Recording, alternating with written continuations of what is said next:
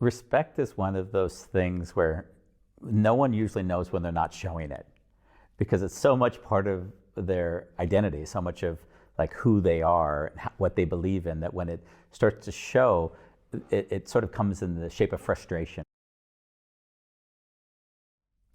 So Andy, in chapter 3, you talk about respect. Yeah. And as a coach, where do you see respect showing up as a challenge?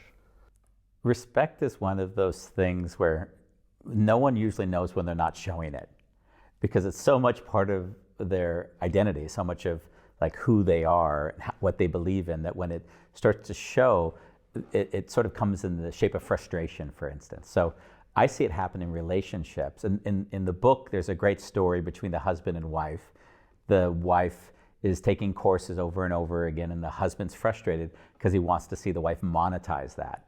So what happens is that the husband, as he now knows the wife, he knows her behavior, he'll start to be a little bit condescending, and when are you going to start making money? And basically, he doesn't show any respect to what I would call her process and her, how is she evolving to get whatever confidence she may need to monetize it or to do whatever she wants to do with it because it's her decision.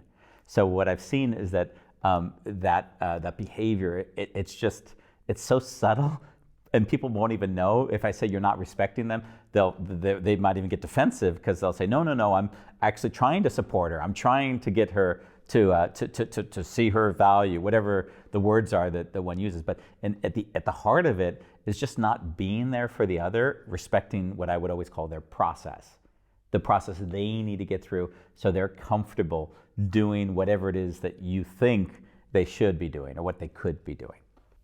So in the end, this whole chapter is kind of about developing awareness of how you can use disrespect in order to, or how you may be using disrespect in order to start a kind of a relationship defeating downward spiral. Yeah, it would be not all that dissimilar to the prior chapter when I was talking about this negative reinforcing loop, is that once we're unaware that we're disrespecting another person, then all of a sudden they'll be triggered by that, and then we'll lose connection. And it's one of these moments when neither party knows what to do. There's a lot of helplessness there because, like, let's say in the instance of this couple, the husband has very good reason to sort of say, hey, you're not embracing your self-worth or your value. And that wife has very good reason to say, yeah, you're not listening to me. You're not hearing me. You're not supporting me. Like, you hear these conversations going on, in households around the planet. And the challenge is that in this case, the husband doesn't realize that he's disrespecting. So he doesn't even know he's doing that to begin with. So the start of it is awareness. Like, oh, if I'm not supporting her and telling her what she should do, and then if she is getting triggered by that, I'm the one creating the disconnection. And the book is about connection. It's not about how to get someone to take my opinion, how to force someone to see things the way I do. It's how do I stay in connection in moments when it's not easy. Okay. Well, let me ask you a question to kind of expound on that.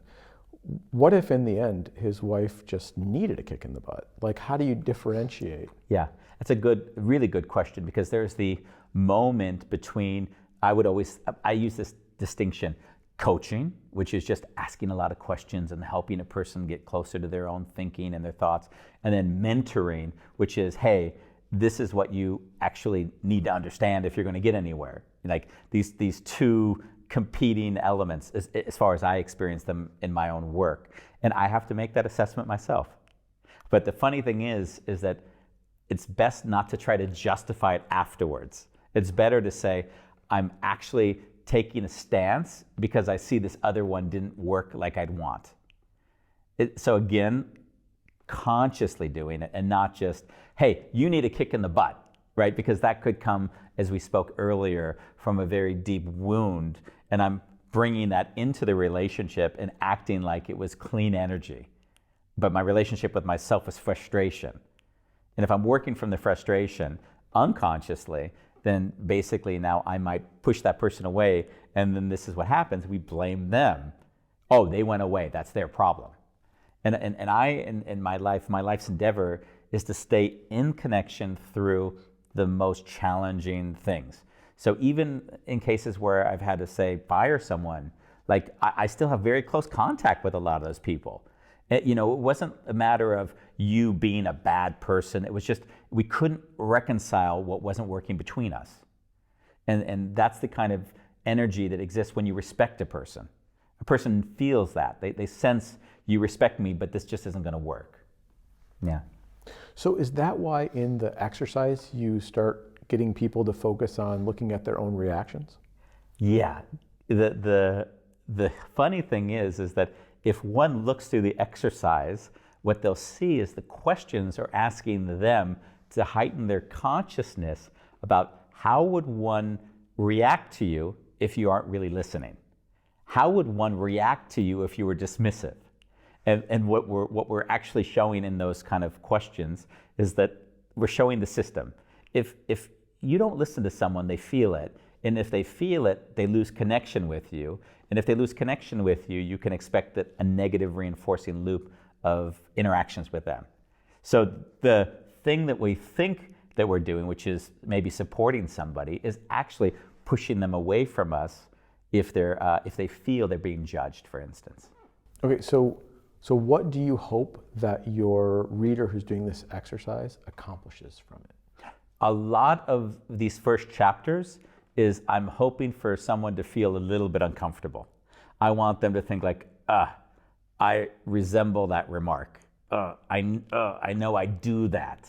And I don't want them to do that with a judgment towards the behavior. I want it to be like an awareness like, wow, if I'm doing that in the relationship, now I'm seeing the dynamic that I'm part of, the dynamic that I'm creating. So the desire here is really to say, hey, let's wake you up a little bit. Like you hear these words coming in some shape or form out of your mouth. Like be conscious of it, and then be conscious that this is the implication of that behavior. And then obviously later on we'll be giving some tools to support there. But first is like awareness building. Like you're doing it, and it's harder to blame somebody else if you see how you're participating. Okay, great. Thank you. Thank you.